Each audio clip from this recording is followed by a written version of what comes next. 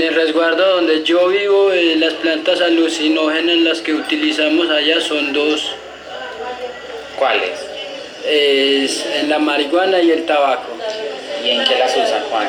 Nosotros las utilizamos, la marihuana lo utilizamos para los dolores.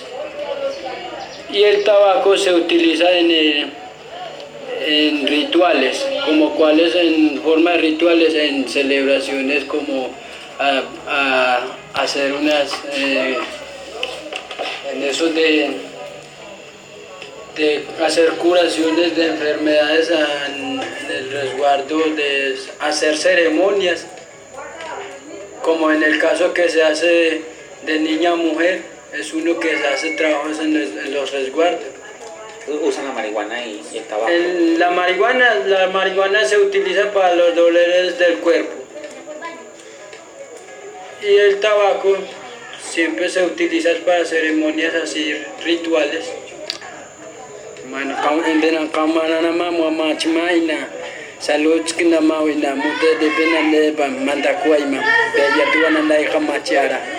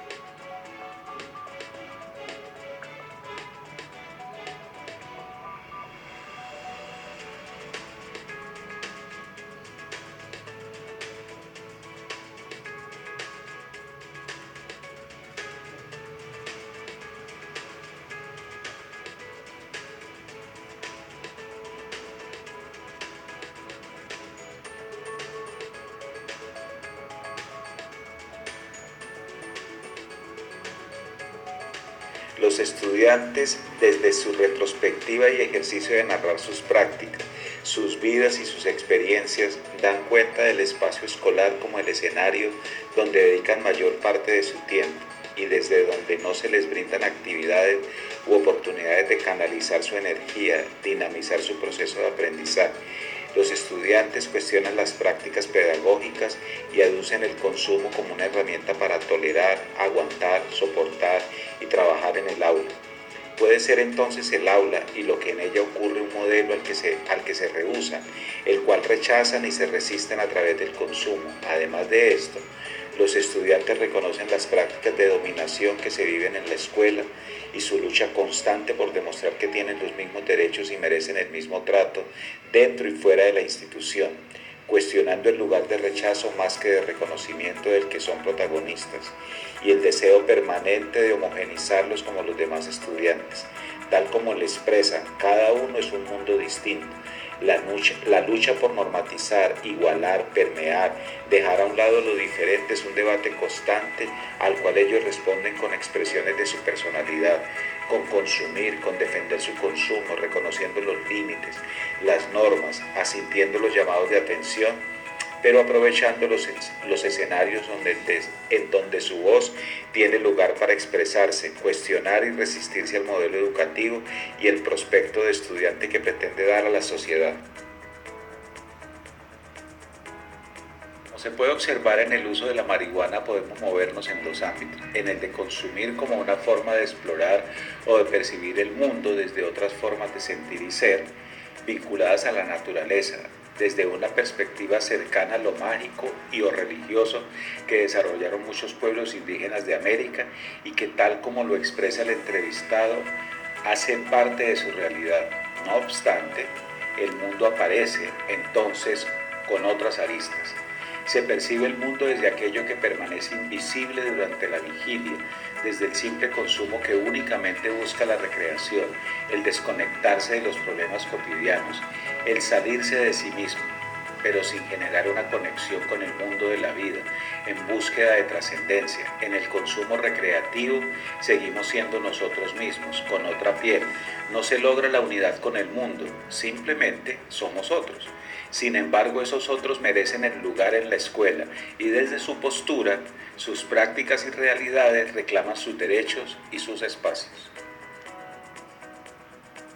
El buen vivir está encaminado a engendrar un conjunto de ideas que se están forjando como reacción y alternativa a los conceptos convencionales sobre el desarrollo, y son las instituciones educativas las que pueden propender para que los estudiantes fijen alternativas encaminadas a estar en armonía y vivir bien. El buen vivir se germina desde diversas posturas y todos los actores sociales pueden participar en su elaboración y que necesariamente se ajusta a cada circunstancia social y ambiental. Los estudiantes están explorando nuevas perspectivas que son creativas tanto en el plano de las ideas como en las prácticas. Las instituciones, desde una mirada diversa, deben propender por defender la pluralidad, llegando a un espacio compartido desde diferentes modos de ser, pensar y vivir. En la educación, la prioridad es apoyar y fortalecer la diferencia como insumo para el buen vivir, el vivir bien y sobre todo brindar las herramientas que generen competencias de convivencia, de conexión con el otro, el reconocimiento del mismo y sobre todo el valor que se dé al espacio que se habita. Se está entonces en la tarea de construir esa ruta desde la escuela que propenda y aporte a una vida en plenitud. Y si esto ha de significar retornar por caminos ya recorridos, volver a iniciar construcciones y sentidos, que sea entonces el reto y el logro al que todos apuntemos.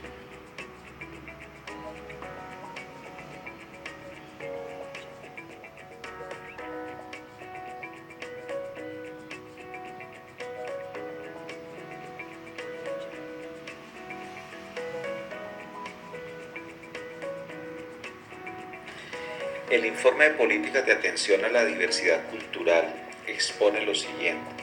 La globalización se nos presenta como una oportunidad de intercambio y enriquecimiento entre naciones y personas, pero también introduce nuevas tensiones en la convivencia social.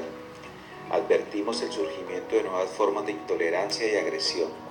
Por un lado, experimentamos la fascinante proximidad de múltiples culturas, pero por otro, vemos cómo aumentan la xenofobia, el racismo y las discriminaciones basadas en diferencias de color, sexo o rasgos étnicos. La diversidad cultural, en lugar de ser considerada como patrimonio común de la humanidad y oportunidad de crecimiento, se convierte en amenaza y es utilizada como excusa para la intolerancia y la discriminación.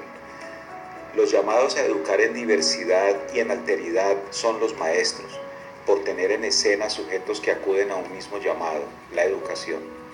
Por ello podemos afirmar que la educación es el lugar de la relación, del encuentro con el otro. Por encima de contenido y otras historias es su razón de ser. Necesitamos una educación que se nutra de la experiencia y de la alteridad, que nos permita vivir el encuentro con el otro desde la vivencia, desde el sentir, desde la sensibilidad, desde las posibilidades de ser cada uno y cada una, en verdadera democracia y libertad. Por lo tanto, hemos de partir de la posibilidad de ubicarnos como iguales, en donde la libertad no solo sea una expresión verbal, sino un hecho que se viva en la realidad, en el cotidiano, un presente histórico válido, un presente en el que al hombre se le confieran sus derechos y sus condiciones. Allí es que apuntamos, a que transformemos la realidad social de tal manera que si al hombre no le ofrecemos lo mínimo que lo hace feliz, él no podría vivir satisfactoriamente en este planeta. Esas son las reflexiones y transformaciones propias que genera el proceso de educación en la maestría de educación desde la diversidad. Una mirada objetiva de los hombres nos debe permitir concluir que las cosas que nos diferencian son mínimas en comparación con las cosas que los hacen semejantes. Para construir conocimiento social hemos de tener presente que es aquello que cualquier hombre en el mundo quisiera tener, que es lo que los hombres en el mundo no estarían dispuestos a renunciar, Somos iguales, por esa razón debemos investigar para construir a través de una transformación objetiva un mundo en el que efectivamente seamos iguales, un mundo en el que efectivamente haya libertad, un mundo en el que se respire democracia, un mundo en el que no cedamos libertad e igualdad por seguridad.